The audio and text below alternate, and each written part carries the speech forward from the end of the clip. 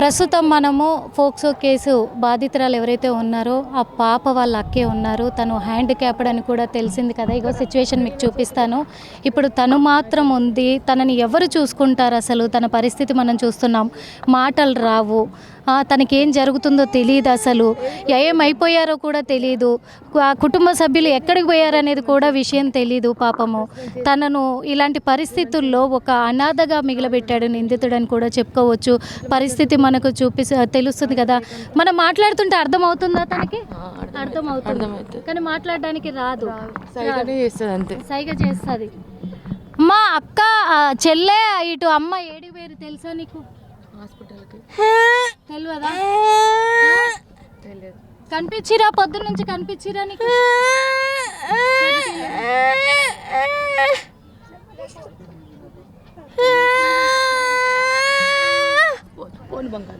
చూసాం కదా పాపము ఎలా ఉంది తన పరిస్థితి అనేది కూడా తెలుస్తుంది. పాపము ఆ పాప పరిస్థితి ఇప్పుడు ఆ పాపను ఎవరు చూసుకుంటారు అనే విధంగా కూడా ఇదైపోయింది. అసలు ఇలాంటి పరిస్థితుల్లో ఇప్పుడు ఆ పాపను ఎవరు చూసుకోవాలి? ఎవరు అసలు తనకు అండగా నిలబడతారు?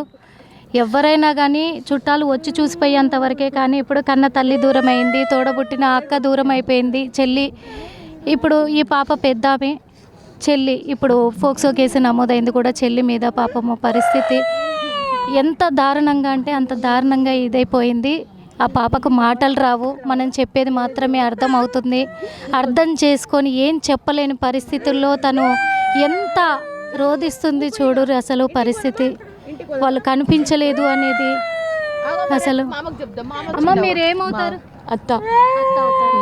ఎంతమంది వీళ్ళిద్దరే అన్న కానీ తమ్ముడు ఎవరు లేరు. ఇప్పుడు వీళ్ళ నాన్నను కూడా తనే హతమార్చానని ధైర్యంగా బెదిరించాడంట. అవును, అదే ఇప్పుడే రీసెంట్గా తెలిసింది. అది మాకు ఆ రోజే డౌట్ వచ్చింది కానీ ఎందుకు చేస్తాడులే అని అనుకున్నాం కానీ ఇంతవరకు వస్తుందని అనుకోలేదు సార్. మేనత్తనా? అంటే వాళ్ళ నాన్న మీ అన్న? మా అన్న వదిన. ఎన్ని సంవత్సరాలు అవుతుంది మీ అన్న? 1 ఇయరే అవుతుంది ఇప్పుడు. అంటే తను చేసి కరెంట్ షాక్ తో ఇదయ్యాడని క్రియేట్ హార్ట్ అటాక్ వచ్చిందని చెప్పేసి చేసిండు. అట్లాగా క్రియేట్ చేశాడు వాడే. పాప ఎలా ఉండేది అసలు? తను మంచిగా కాలేజీకి వెళ్తుంది అన్నారు. ఎలా ఉంటుంది అందరితో? మంచిగానే ఉంటుంది, అందరితో బాగానే ఉంటుంది. ఇట్లా అవుతుందని మాకు రీసెంట్గా ఇప్పుడు తెలిసింది. అసలు నాకు తెలియదు. మొన్ననే రీసెంట్గా మా ఇంటికి వచ్చింది. 15 days హాలిడేస్ ఉండేనా, నేను బెంగళూరులో ఉంటా. మొన్న వచ్చాను, పెళ్ళికి వచ్చింది. 15 రోజులు మా ఇంటి దగ్గర ఉంది. మా అమ్మ వాళ్ళు ఇద్దరు వాళ్ళని ఉంచుకొని పంపించారు. మొన్న కూడా వీళ్ళ ఫంక్షన్కి వెళ్ళి వచ్చారు. 10 days వెళ్ళారు వాళ్ళ ఇంటికి. మొన్ననే వచ్చారు. పాపకు ఎట్లా అసలు? తనకు తినిపియాల్సిందేనా? తినిపియాల్సింది, మనం గుర్తు చేసుకొని తినిపియాల్సిందే. తనంతలో తను అడగదు, అస్సలు అడగదు. వాళ్ళమ్మ నానమ్మని ఏది రాదు, జరుగుతుంది అంతే. ఇంకా అంతే మొత్తం. ఇంకేం ఆమెకు వాష్రూమ్ వచ్చినా తెలియదు, వీళ్ళే చూసుకోవాలి. ఇలాంటి పరిస్థితుల్లో ఈమెను వదిలేసిపోయింది, ఏం చేయాలి చెప్పు? ఇలాంటి అంటే ఇలా అతీత శక్తులు ఉండి తను ఎవ్వరికి తెలియకుండా మాయమైపోతున్నాడా? ఎక్కడ పట్టుబడకుండా ఏం జరుగుతుంది అసలు?